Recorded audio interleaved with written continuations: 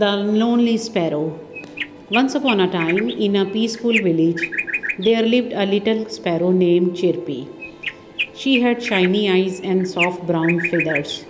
Chirpy loved to fly high in the sky and praise Allah by singing Subhanallah, Subhanallah. But sadly, the some kids of village had forgotten the teaching of Islam. They threw stone at birds and animals, scared them, and even broken their nest.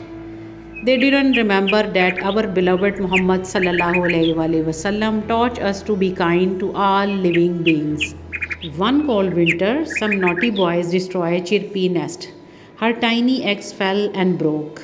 Chirpy was heartbroken. With her trembling heart and tired wings, she flew away in search of safe place.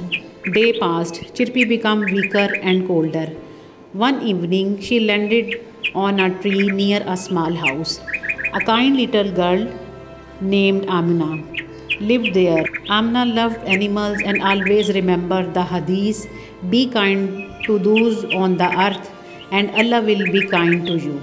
Amna saw Chirpy shivering and whispering softly, Subhanallah, this little bird is Allah's creation too.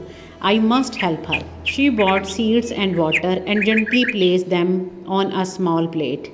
Chirpy was scared at first, but Amna's soft voice made her feel safe. Amna made a little nest from a basket and soft cloth and placed it near her window. Every day she fed Chirpy and gently said, Don't worry, little one, you are safe here. Allah loves the kind hearted.